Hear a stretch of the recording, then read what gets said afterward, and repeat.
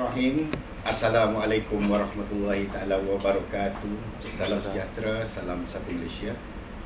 Alhamdulillahirrabbilalamin. Wassalatu wassalamu ala syarafil anbiya wal mursalin wa ala alihi wa sahbihi ajma'in.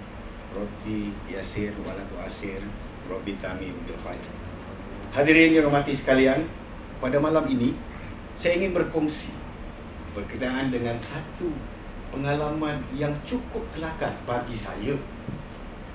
Mungkin kalau bila sebut kelakar saja, ada orang rasa tak kelakar, tetapi mungkin dari diri kita merasa itulah yang paling cukup kelakar. Begini cerita, semasa saya masih bujang, masih lagi kata orang dilamun cinta, masih lagi ingin mencari pasangan.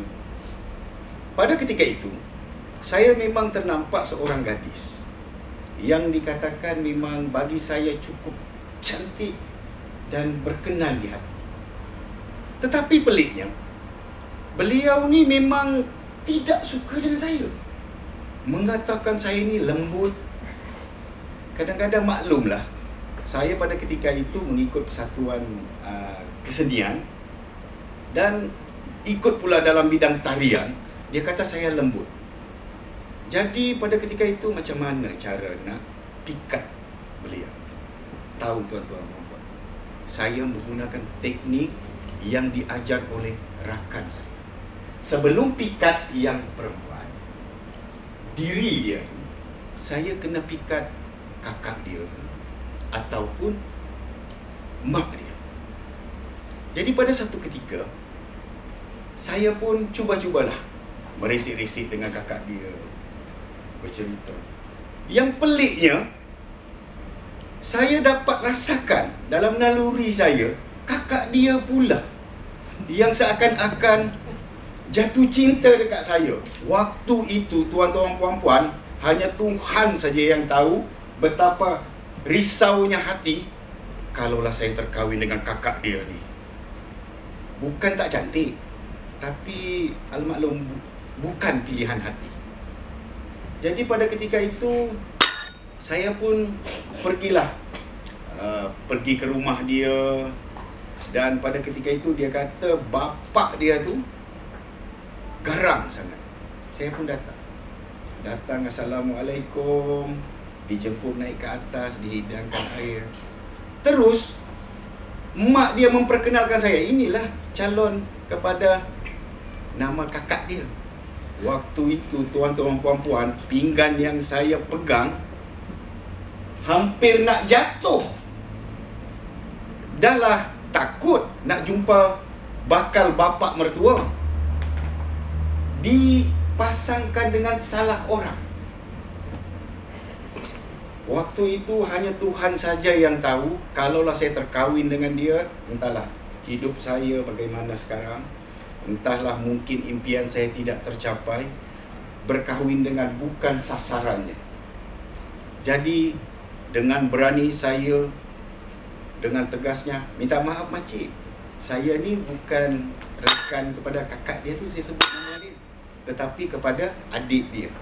Alhamdulillah barulah faham, barulah dapatlah apa yang dicita-cita, barulah sampai sekarang itulah dia menjadi isteri saya yang melahirkan 6 orang anak gara-gara cinta memenuhi sasaran. Jadi saranan saya, jika anda mempunyai niat ataupun cita-cita ataupun sasaran, paling penting adalah keberanian. Jika anda merasa takut meluahkan perasaan, takut hendak berkata-kata, nescaya apa yang anda sasarkan tidak akan tercapai. Terima kasih. Baik, soalan kedua, isu semasa. Melihat kepada keadaan jalan raya kita yang semakin lama semakin sesak, jika anda diberikan kuasa, apakah tindakan yang anda lakukan untuk mengurangkan kesesakan lalu lintas, terutamanya di Kuala Lumpur? Hadirin yang hormati sekalian, kalau tuan-tuan dan puan-puan membawa kenderaan, terutama di kawasan Kuala Lumpur ini, mungkin apabila anda memandu ketika waktu puncak, sama ada pada waktu pagi ketika orang hendak bekerja ataupun pada ketika petang apabila orang pulang bekerja, tentunya anda akan merasai kesesakan yang amat sangat. Lebihan lagi, pada ketika ini banyak jalan raya yang sedang dibaiki, menambah lagi kesesakan yang sedia ada. Kalaulah saya sebagai seorang wakil rakyat ataupun mungkin orang yang berkuasa membuat keputusan untuk menangani kesesakan jalan raya, pada pendapat saya sungguh mudah. Kalau dulu tuan-tuan dan puan-puan pernah mendengar kempen berkongsi kenderaan, kemana kempen itu? Kemana slogan-slogan yang berkongsi kenderaan? Malahan saya percaya tuan-tuan dan puan-puan datang ke kelas pada malam ini pun tidak ada satu pun yang berkongsi kenderaan. Malahan semua ingin membawa kenderaan sendiri. Jadi, saya sarankan, jika saya ada diberi kuasa untuk menangani terutama di kawasan Kuala Lumpur, saya akan buat satu pintu masuk utama di jalan masuk menuju ke Kuala Lumpur. Kita akan sediakan kenderaan awam yang dihaskan membawa kepada kemana mereka hendak pergi di kawasan Kuala Lumpur. Kalau tuan-tuan puan-puan masuk saja ke tol Sungai Besi ataupun masuk ke tol Duta, kenderaan tidak dipantau. Semua sanggup nak bayar tol.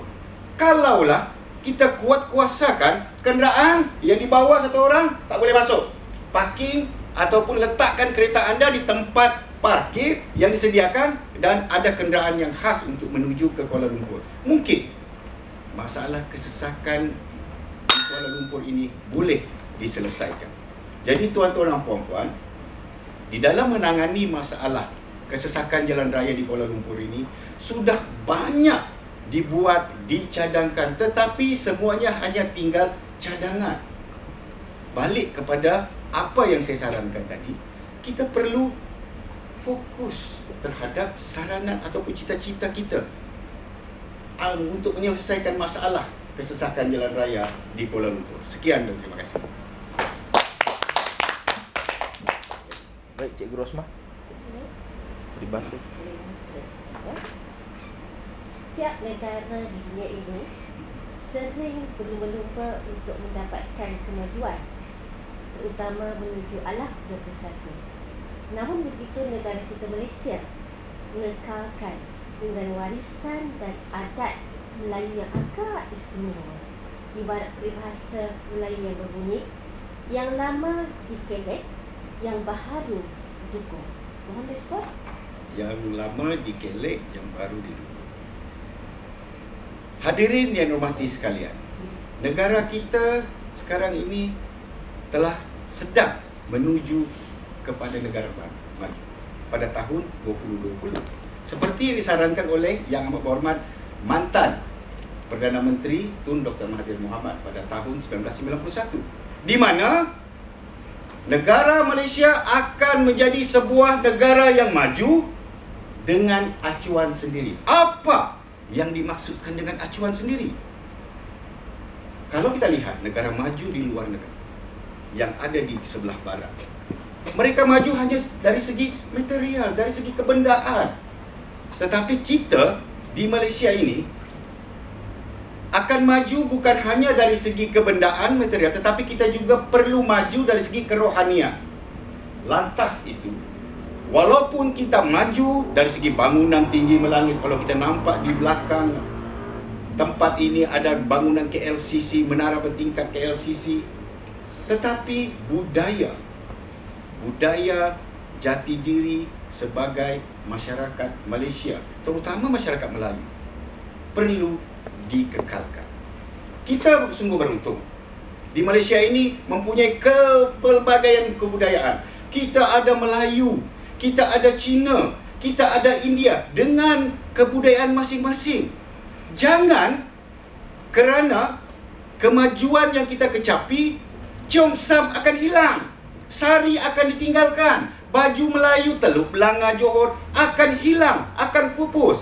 Lantas, pada tahun 2020 kita berharap agar Malaysia maju bukan hanya dari segi kebendaan, bukan hanya dari segi material, tetapi juga maju dari segi kerohanian.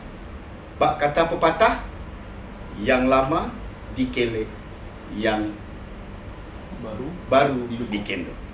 Wabillahi taufiq wal hidayah. Assalamualaikum warahmatullahi wabarakatuh.